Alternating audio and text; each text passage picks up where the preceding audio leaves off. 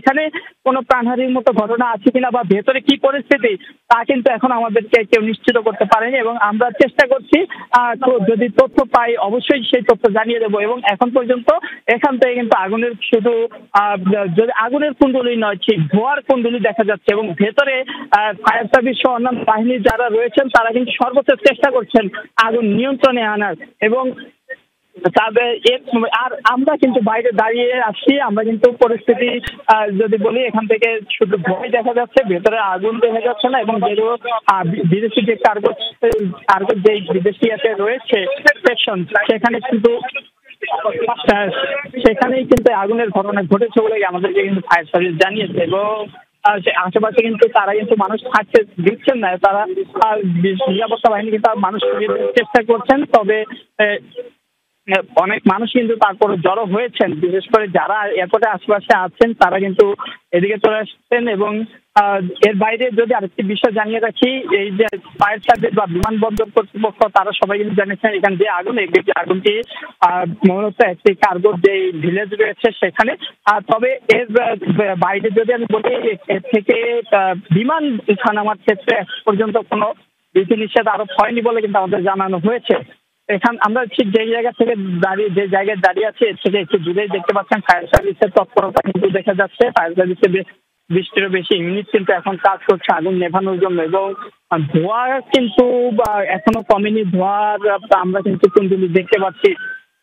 এবং এখানে কিন্তু অ্যাম্বুলেন্সও দেখা যাচ্ছে, হয়তো আহত হয়েছেন তাকে নিয়ে যাওয়ার চেষ্টা অথবা আশপাশ থেকে অন্য কোনো রোগী নিয়ে যাওয়া হচ্ছে এখন পর্যন্ত।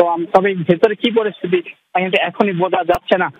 পাশাপাশি যে এখানে ফায়ার সার্ভিসের পাশাপাশি আমাদেরকে যেমন বিমান বাহিনী, সেনাবাহিনী সহ অন্যান্য যে বাহিনী রয়েছে তারাও কিন্তু চেষ্টা করছেন আগুন নিয়ন্ত্রণের জন্য। এবং তার পাশাপাশি যে এখানে উৎসুক জনতা আস্তে আস্তে বাড়ছে তাদেরকেও সরিয়ে দেওয়ার চেষ্টা করছে, বিশেষ করে বিমান বাহিনীর পাশাপাশি যারা বিমানবন্দরের নিরাপত্তার যে বাহিনী রয়েছে তারাও কিন্তু চেষ্টা করছেন মানুষকে সরিয়ে রাখার এবং যাতে ফায়ার সার্ভিস নির্বিঘ্নে আগুন নেভানোর কাজ করতে পারে এবং আগুন নেভাতে পারে সেই চেষ্টাও কিন্তু করছেন। এর আগে আজ দুপুর 2:30টার দিকে এই আগুন লাগার ঘটনা ঘটে এবং আগুন লাগার ঘটনার পর এখন পর্যন্ত মাইনুল, আমি একটা বিষয় একটু জানতে চাই, আপনি যেহেতু ওখানকার পরিস্থিতির কথা বলছেন, আপনি মাত্রই তো মানে সড়ক পেরিয়ে বিমানবন্দর এলাকায় পৌঁছালেন, সড়কের কি পরিস্থিতি দেখেছেন? বিশেষ করে অনেক যাত্রীরা যারা বিমানে চলাচল করবেন, যাদের ফ্লাইট শিডিউল আছে একটু পরে, আমরা তো মাত্রই জানতে পেরেছি যে ফ্লাইট চলাচল স্থগিত করা হয়েছে কিছু সময়ের জন্য, কিন্তু যারা যাত্রীরা আসছেন, যারা যাত্রীরা ল্যান্ড করে এসেছেন এরই ভিতরে, বা ওখানে যারা আরও মানুষজন যারা কার্গো ভিলেজে বিভিন্ন কাজে যাতায়াত করেন তাদের সাথে আপনার কথা হয়েছে কিনা, তারা কিছু বলছে কিনা, সড়কের কি পরিস্থিতি দেখেছেন আপনি যখন বিমানবন্দর এলাকায় পৌঁছেছেন তার আগে? আমি আগে এসেছি এবং আসার পর আমি কিন্তু দেখেছি যে এখানে কিন্তু প্রচুর মানুষ কিন্তু ভিড় করছেন। আশেপাশে যে সকল মানুষ ছিলেন তারাও কিন্তু বিমানবন্দরে আসছেন। এছাড়া যে বিমানের যে ওঠানামা সাময়িক সময়ের জন্য স্থগিত করা হয়েছে, সেই তার প্রতিফলন কিন্তু এই বাইরে দেখা যাচ্ছে না। বাইরে যারা আছে না তাদেরকে দেখে মনে হচ্ছে তারা আশপাশ থেকে এসেছেন এবং বিমানবন্দরে কর্মরত বা বিমানবন্দরে নিজেদের লোকজন নামিয়ে দেওয়ার জন্য যারা এসেছিলেন তারাই কিন্তু আছেন। এবং আর রাস্তার কথা যদি আমি বলি, আমরা দেখেছি যে বিমানবন্দরের সামনে এলিভেটেড এক্সপ্রেসের যে শাখাটি নেমেছে সেই এলিভেটেড এক্সপ্রেসের উপর থেকে কিন্তু তীব্র যানজটের সৃষ্টি হয়েছে এবং খুবই ধীরগতিতে কিন্তু গাড়ি এগিয়ে এসেছে এবং এ কারণে কিন্তু আমাদের এই স্থানে পৌঁছাতেও কিন্তু খানিকটা লেট হয়েছে বা দেরি হয়েছে। এবং আমরা আসার পর দেখছি যে ফায়ার সার্ভিসের আরো কিন্তু বেশ কয়েকটি ইউনিট কিন্তু এই ঘটনাস্থলে এসেছে এবং তারা কিন্তু আগুন নেভানোর জন্য সর্বোচ্চ চেষ্টা করছেন এবং তার পাশাপাশি অন্যান্য বাহিনীগুলো কিন্তু চেষ্টা করছে। আমরা হয়তো সামনে গেলে বাকি যেই ঘটনা ঘটেছে সেখানে কি অবস্থা ফায়ার সার্ভিসের কর্মতৎপরতা তা দেখাতে পারতাম। তবে এখন যেখানে আছি সেখান থেকে শুধু ধোঁয়া এবং দূরে ফায়ার সার্ভিসের তৎপরতা ছাড়া আসলে আমাদের এখান থেকে দেখানোর আর তেমন কিছু নেই।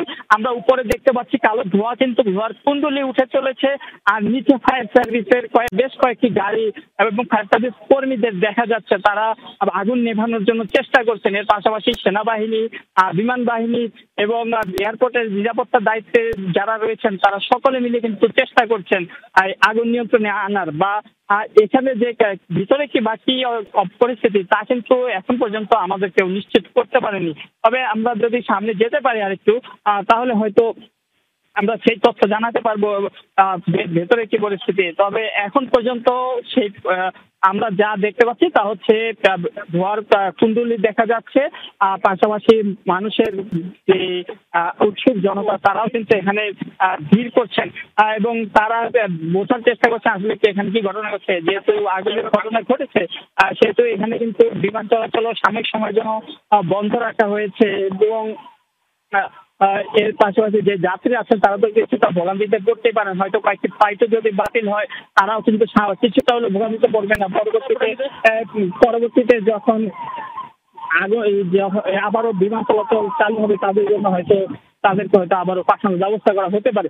তবে এখন পর্যন্ত আমরা যদি বলি এখন পর্যন্ত আমাদের হাতে তথ্য খুবই কম। আমরা এখন পর্যন্ত যা জানতে পেরেছি যে দুপুরে 2:30টার দিকে আগুনের ঘটনা ঘটে, এরপর ফায়ার সার্ভিসের ইউনিট আসা শুরু হয় এবং ফায়ার সার্ভিস ইউনিট এসে একে একে বাড়তে থাকে কিন্তু ইউনিটের সংখ্যা এবং এখন পর্যন্ত 20টিরও বেশি বলে আমরা জানতে পেরেছি। এবং আমরা সর্বশেষ যে আরো যে তথ্যটি জানতে পেরেছি যে এখানে যে আন্তর্জাতিক কুরিয়ারের যে কার্গো ভিলেজ সেই কার্গো ভিলেজে কিন্তু আগুনের ঘটনা ঘটেছে এবং কার্গো ভিলেজে যে সকল কন্টেনার বা মালামাল ছিল সেখানে কিন্তু আগুন লেগে গিয়েছে বলে কিন্তু আমরা জানতে পেরেছি এবং সেই আগুনই নেভানোর চেষ্টা করছে একের পর এক ফায়ার সার্ভিস ইউনিট আসছে। তারপরও কিন্তু আগুন দেখা না গেলেও এখান থেকে কিন্তু যে আগুনের যে ভয়াবহতা কিছু ফুটে ওঠে যে ধোঁয়ার সৃষ্টি হয়েছে তা থেকে।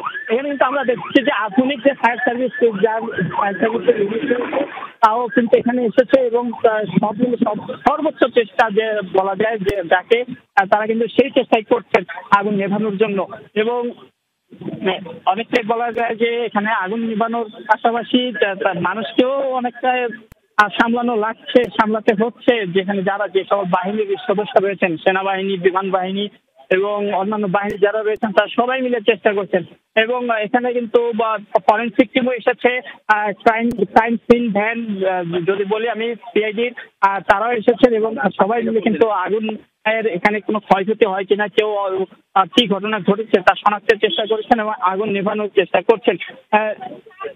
সব মিলে যদি বলি তা আগুন এখন পর্যন্ত আগুন নেভে নিয়ে আগুনের কুণ্ডলী দেখা না গেলেও যে ধোঁয়ার কুণ্ডলী তা কিন্তু আমরা দেখতে পাচ্ছি এখন যে জায়গায় আছি সেখান থেকে। আমরা হয়তো কিছুক্ষণ পর চেষ্টা করব সামনে যাওয়ার, তবে এখন পর্যন্ত একটি সমস্যার কারণে মূলত আমরা এগিয়ে যেতে পারছি না। আমাদের এখানে কিন্তু আটকে দেওয়া হয়নি ঠিক, তবে একটি সমস্যা হচ্ছে আমাদের এখানে, সে কারণে আমাদেরকে ঠিক যেতে দেওয়া হচ্ছে না। আর এই কারণে কিন্তু আমরা যে মূল যে ঘটনাস্থল সেখানে এখনো পৌঁছাতে পারিনি, তবে আমরা এখন আস্তে আস্তে এগুলোর চেষ্টা করছি। হয়তো যদি আমাদের বাধা না দেয় আমরা যেই ঘটনাস্থল সেখান পর্যন্ত যেতে পারি এবং সেখানে যারা উপস্থিত আছেন তাদের কাছ থেকে হয়তো শুনে পুরো ঘটনা এবং বর্তমান কি পরিস্থিতি রয়েছে তা আপনাদের জানাতে পারবো। এদিকে যখন আঙ্গুলে বা ধোয়ার কুণ্ডলী দেখা যাচ্ছে তার উল্টা পাশে কিন্তু আমরা দেখছি যে উৎসুক জনতা কিন্তু ভিড় করছেন, সবাই মোবাইল হাতে, কেউ দাঁড়িয়ে দাঁড়িয়ে দেখছেন, ধোয়ার কুণ্ডলী দেখছেন, এখন যেটা আগুন দেখা যাচ্ছে না। আর অন্যান্য যদি বলি আমি এখানে তারা সর্বোচ্চ চেষ্টা করছে আগুন নেভানোর। এদিকে অ্যাম্বুলেন্স দেখতে পাচ্ছি, অ্যাম্বুলেন্স কিসের কোনো আহত আছে কিনা সেটি আমরা বোঝার চেষ্টা করছি।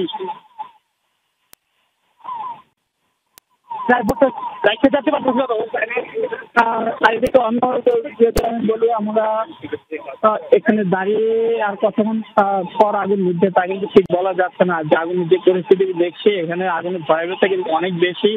আশপাশ অন্যান্য দেশ আরো কিন্তু আশপাশ থেকে যে ফায়ার সার্ভিস ইউনিট এখানে সম্ভবত আহত হয়েছেন এবং আহতদের কিন্তু অ্যাম্বুলেন্সে একে একে করে নিয়ে যাওয়া হচ্ছে এবং ভেতরে কি করেছে তা কিন্তু এখন আমরা জানতে পারছি না।